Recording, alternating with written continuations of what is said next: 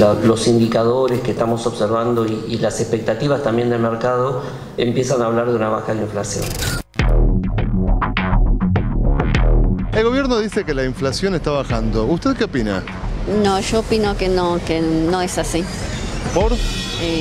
Porque uno no llega a fin de mes y todo sube menos los sueldos. Mirá, no sé si está dejando la inflación o no, pero estamos un poquito complicados, ¿viste? Pero vamos a salir adelante. Venimos de un periodo muy complicado de lo que fue el gobierno anterior. Ahora las cosas están cambiando. Hay que tener un poquito de fe. Aumentó la inflación un montón. O sea, no hay nada barato. Todo caro, todo subió el doble. El gobierno dice que la inflación está bajando. ¿Vos qué opinás? No creo que esté bajando. Están comparando con un año que ya había empezado a subir la inflación, así que para mí no está bajando nada. Para mí no está bajando la inflación. ¿En qué lo ves? Y se puede ver en la calle con los precios. Vas al chino y comprar la mitad de las cosas que comprabas antes. El gobierno dice que la inflación está bajando. ¿Usted qué opina? Para mí está igual. Supongo que debe ser así, pero hay que ver si es suficiente, ¿no? Porque sigue siendo alta. El tema va a ser cuando tengan éxito, cuando lo normalicen y seamos un país normal. Pero bueno, mejor así. Es un buen indicio. Este mes me parece que ha bajado un poquito. Veo que hay cosas cuando voy al supermercado que no han subido. No han subido, pero se mantiene el precio. ¿Lo ves un poco más estable? Más estable, sí. Antes cuando yo iba, cada rato me daba miedo. Yo no quería ir, por los precios subían todos los días. Subían. Hoy está como que está parado. Seguimos con el sueldo del año pasado y todas las cosas más caras. De a poco. Hasta que no se estabilice la economía, pero este proceso va a llevar tiempo. No va a ser una cosa rápida, eso seguro.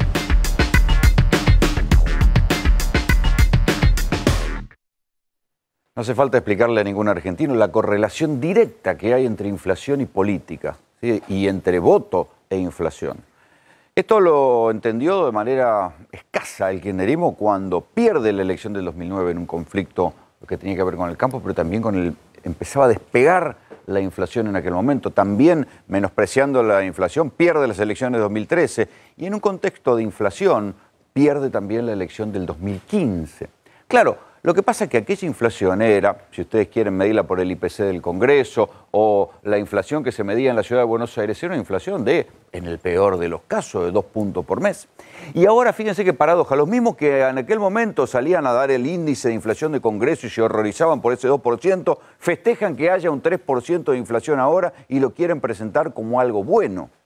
Claro, con un detalle que no dicen, que no esconden, y por eso esta apertura de programa se llama Otro Globo Amarillo, porque no hace falta ser un gran economista ni un meticuloso analista de los mercados para darse cuenta que una inflación de 3% en un contexto en el cual está bajando el consumo o sigue bajando el consumo de manera drástica, tal como acuérdense que nosotros en septiembre del año pasado le decíamos, muchachos, se viene una especie de quimioterapia social que va a sacar del mapa a millones de personas, que va a tirar a la pobreza a millones de personas. Bueno, se está cumpliendo. Esa quimioterapia genera una baja del consumo. ¿En qué? En cosas tan cotidianas como la leche, la carne, los consumos básicos, porque los alimentos han crecido en un promedio de más del 60%, arriba de la inflación. Eso genera que nadie tenga nada que festejar. O sea, ahora fíjense lo que es la necesidad de la gente que se siente como un perro apaleado, que cuando le dejaron de pegar con una inflación del 6%, la gente, o hay montones de personas, cuando uno sale a la calle con una cámara, como hacemos nosotros todas las semanas, terminan festejando que la inflación sea del 3%. Entonces, esto a mí la verdad me asombra. Y digo asombro, lo digo casi sin connotación ideológica ni política, me asombra, porque por mucho menos que esto, ¿hace cuánto? Hace 4 años, la gente estaba puteando. Entonces, vastos sectores de la población puteaban hace, ¿cuánto? 4 años, 5 años por un 2% de inflación y ahora esos mismos sectores, después de haber sido vacunados con un 6, un 7% de inflación, se alivian cuando la inflación llega al 3%. Pero llega al 3% con unas tasas del 70%, con una caída del consumo histórica, no hace falta que los aburra con los índices o con los datos que están diciendo que hoy por hoy el nivel de consumo de leche está más abajo que hace 16 años, que el nivel de consumo de carne está abajo de los últimos 50 años, y no es que, insisto, como les dije ya varias veces, la gente se está haciendo masivamente vegetariana, ni la gente está dejando de tomar leche porque se están haciendo veganos. Ustedes saben que los veganos no toman leche de vaca. Digo, no es que hay una epidemia de veganismo ni de vegetarianismo en la Argentina, sino que lo que hay en todo caso es una epidemia de miseria o de sectores de la población que están teniendo que comer lo que pueden y no lo que quieren. Sobre este contexto de retroceso del consumo, de tasa del 70%, de un Banco Central que se jacta de no emitir, y ahí va mensaje para que reflexionen los que dijeron durante años que si se frenaba la emisión se caía drásticamente la inflación en la Argentina. Bueno, para todo eso, festejar una inflación de 3 puntos, la verdad que es inquietante. Ahora bien, lo que también a mí me asombra es que cuando uno sale a preguntar, y lo van a ver esta noche en GPS, por el diagnóstico, la gente tiene en claro lo que está pasando. Y aún así, la gente dice, voy a volver a votar a Macri. O mejor dicho, insisto, cuando digo la gente es, mucha gente todavía dice, voy a volver a votar a Macri. Y no es que no tienen claro lo que está pasando. Van a escuchar una kiosquera que dice cómo le cayó drásticamente sus ventas. Y dice, y aún así voy a votar a Macri.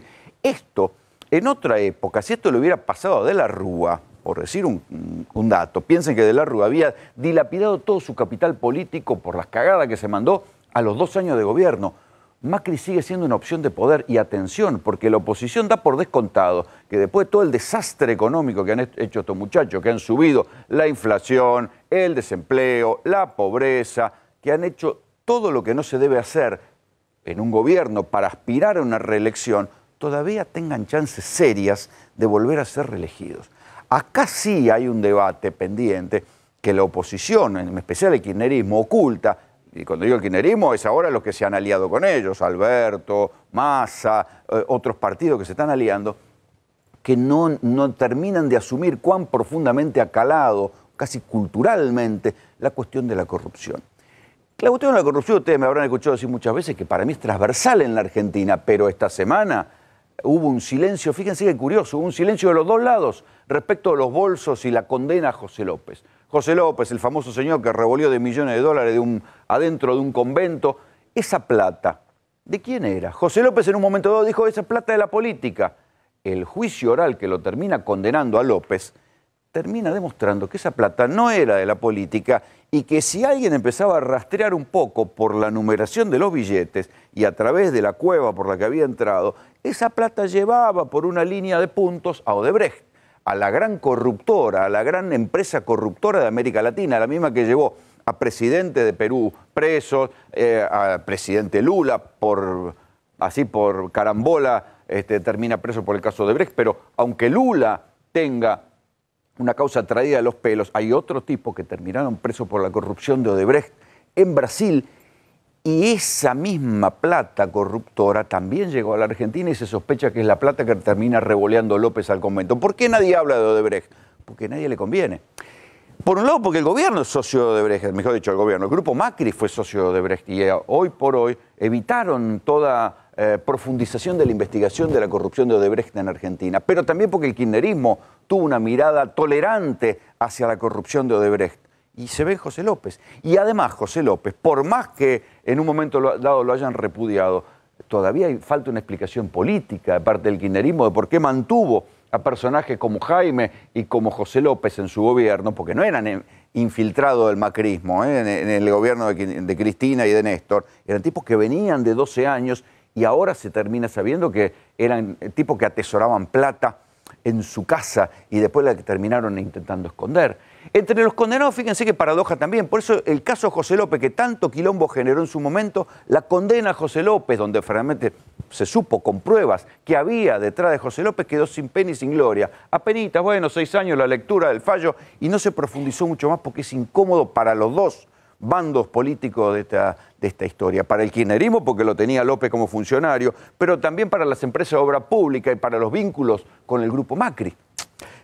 Entre los condenados, por si faltaran incomodidades, aparece un empresario llamado Eduardo Gutiérrez, que es uno de los dueños del grupo Farallón. Este grupo que aparece financiando ¿qué?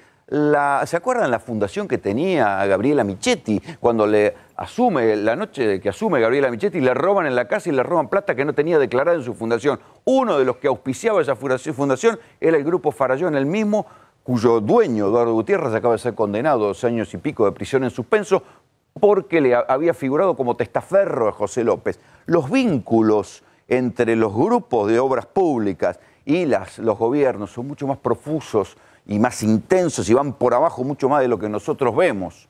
Por eso cuando las peleas se ponen espectaculares y unos hablan de que la corrupción la tiene el otro y otros dicen la corrupción la tiene el otro, yo la verdad que no les creo. Me parece que la corrupción es algo, la corrupción, la guita, la manera de poner la plata a uno u otro y en cada canasta es algo que va muy por abajo y que después termina condicionando los gobiernos. En cualquier caso, quiero volver a lo de la inflación. La inflación del 3% no es nada para festejar, no es nada para festejar. Cualquier otro gobierno con esa inflación estaría arrinconado y pidiendo disculpas. Es notable que este gobierno todavía tenga vida electoral por delante. Bienvenidos, esto es GPS.